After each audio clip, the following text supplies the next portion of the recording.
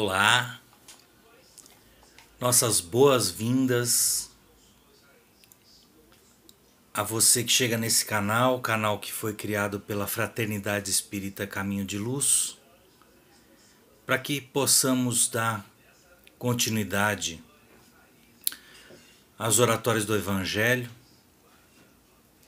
Então temos mais esse canal agora que a gente vai manter atualizado com as oratórias semanais, de forma que cada um possa, da onde estiver,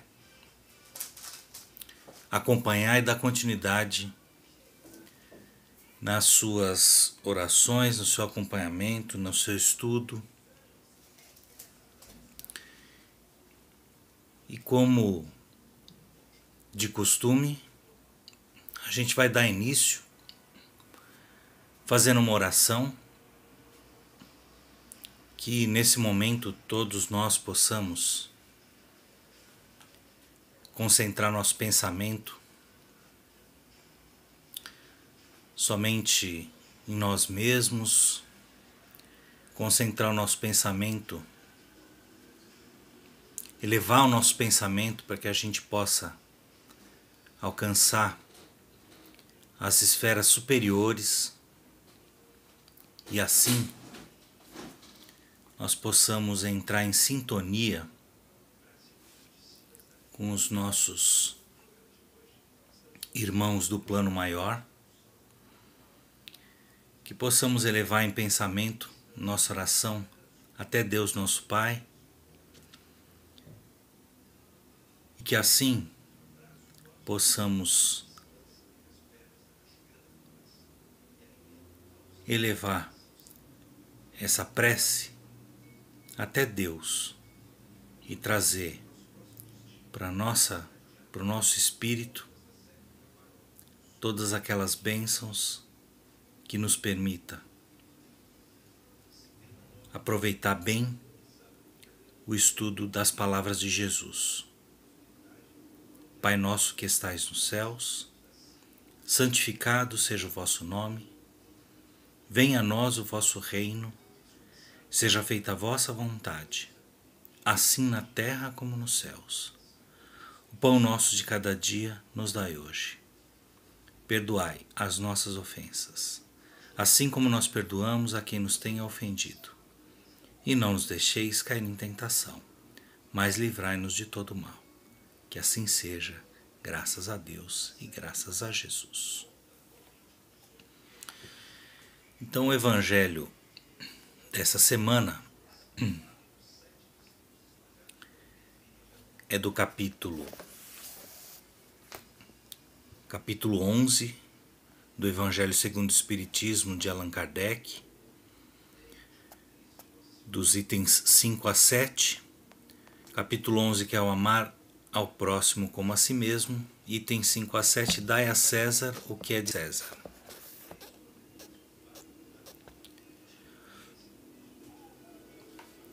E o texto bíblico é assim: Então os fariseus, tendo se retirado, decidiram entre si surpreendê-lo em suas palavras. Mandaram-lhe, pois, seus discípulos, os herodianos, dizer-lhe: Senhor, sabemos que sois verdadeiro e que ensinais o caminho de Deus pela verdade, sem considerar a quem quer que seja. Porque não considerais a pessoa nos homens. Dizei-nos, pois, vosso conselho sobre isto. É-nos permitido pagar o tributo a César ou não pagá-lo?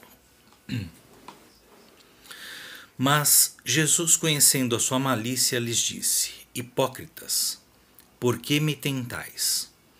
Mostrai-me a peça de dinheiro que se dá para o tributo.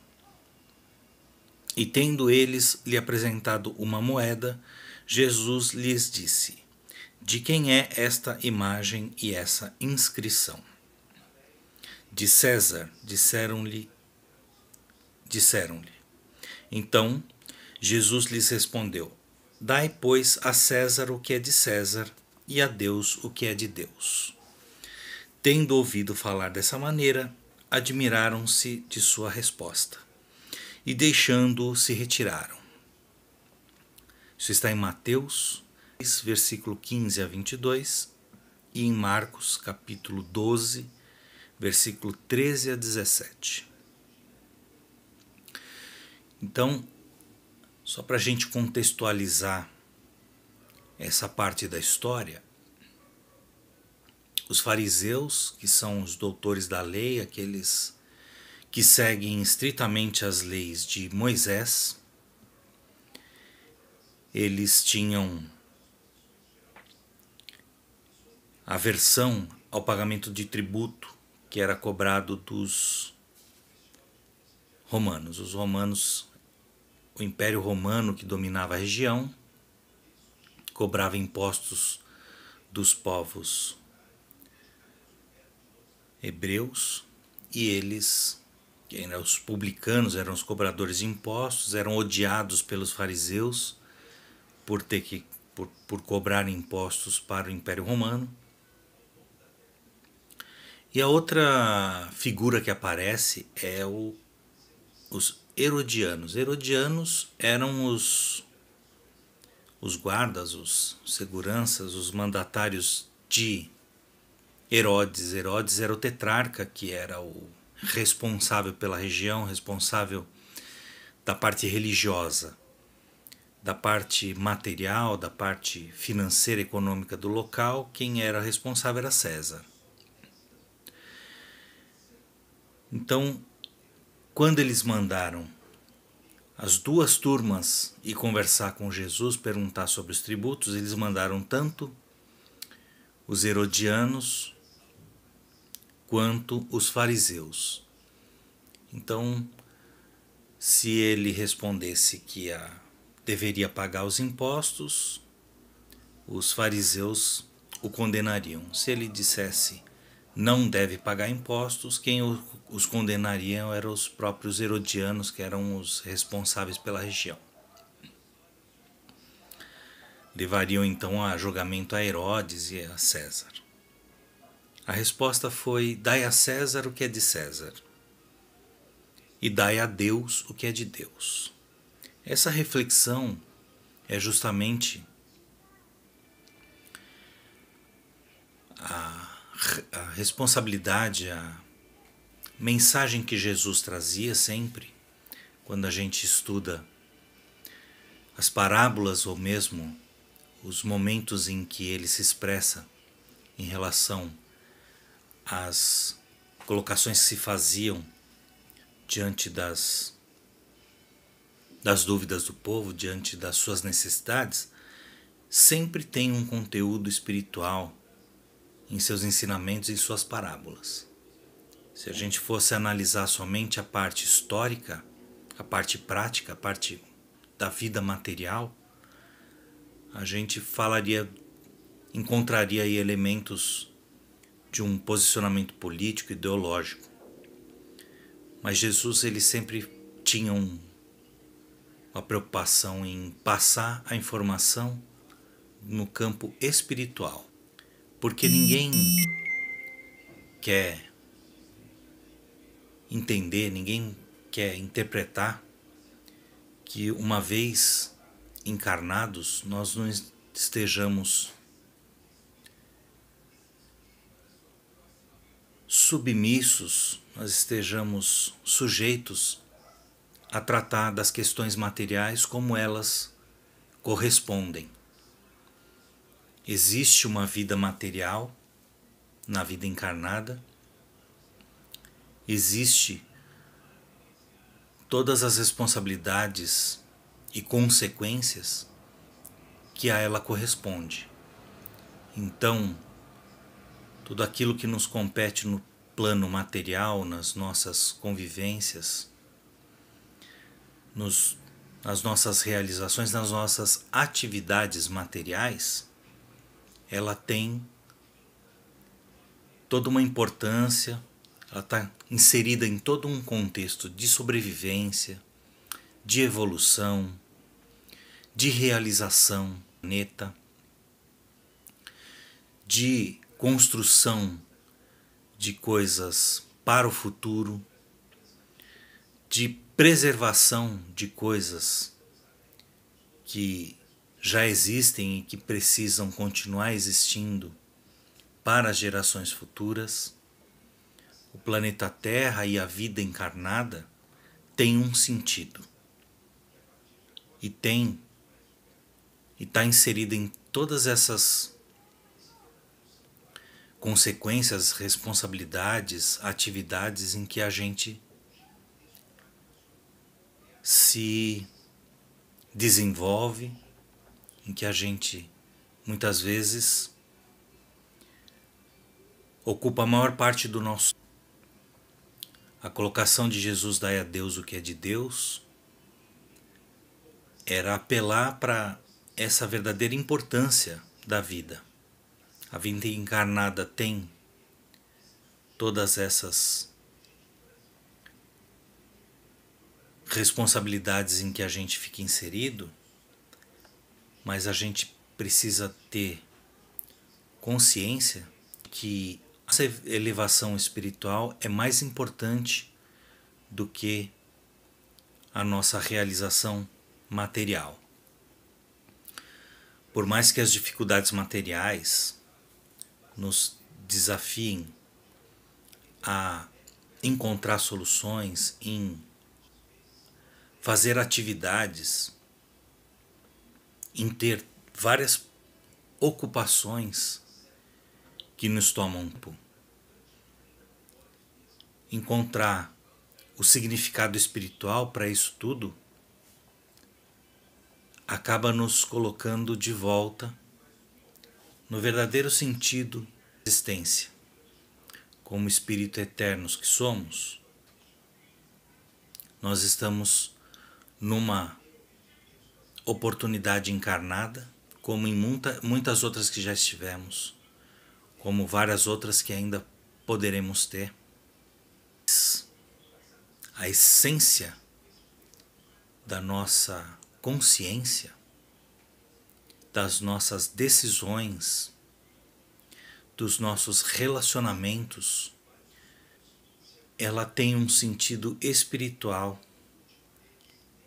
e está em constante desafio de aperfeiçoar a consciência da nossa espiritualização, da nossa elevação moral, até o ponto em que a gente consiga tomar sempre boas decisões, equilibrar sempre os nossos relacionamentos com os nossos semelhantes e resolver as questões que ainda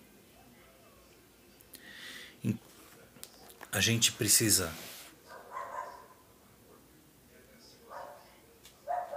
mesmo que a gente esteja passando por, concentrar nosso pensamento em como aqui nos ajudar a repensar as nossas vidas, as nossas decisões de forma coletiva, de forma que funcione tanto para nós quanto para todos que convivem com a gente.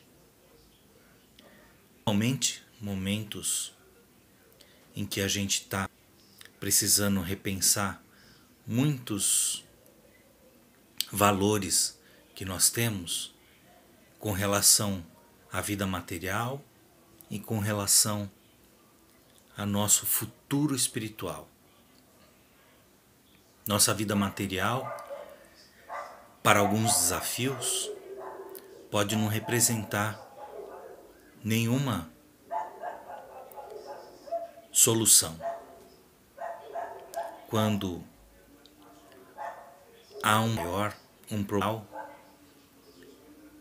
e que afeta tanto aqueles que têm grandes posses ou grandes poderes ou grandes como aqueles que não têm nada disso,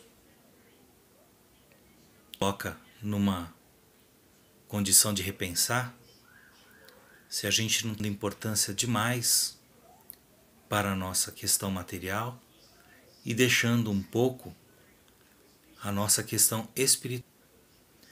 Nesses momentos a gente está sendo desafiado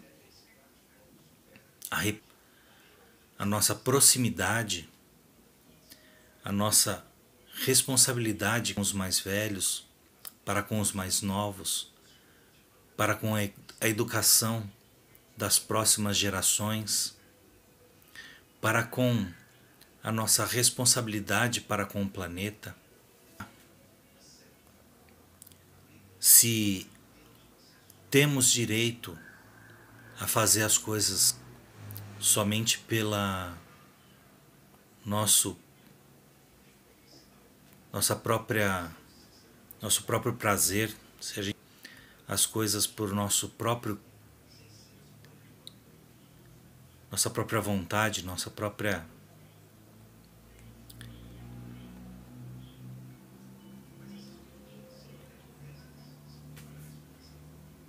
próprio interesse, se a gente não precisa repensar no motivo, em que ponto isso vai retornar em forma de crescimento, em forma de evolução, em forma de sustentabilidade, em forma de evolução moral a todos. E fronteiras podem não representar muito quando você tem o mesmo desafio acontecendo num local do mundo e tendo consequências em outro ponto muito distante. Ações tomadas em um local do mundo têm consequências bastante agravadas em outro ponto do planeta. E é por isso que a gente precisa repensar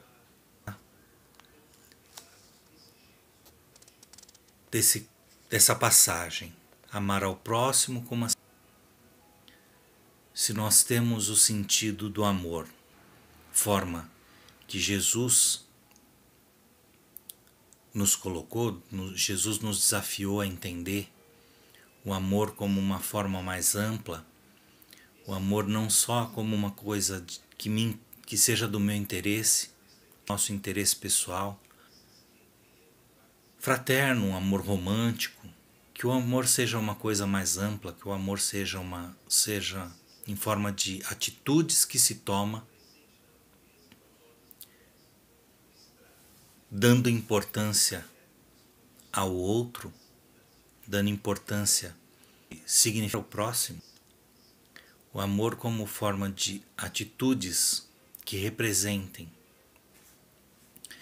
melhores convivências, melhores relacionamentos, melhores decisões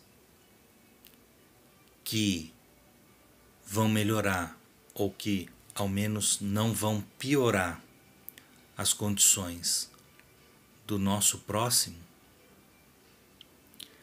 há uma roupagem toda própria, porque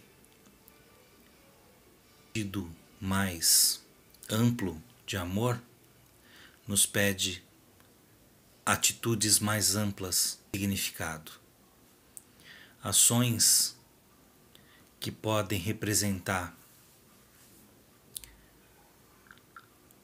ou naqueles que eu tenho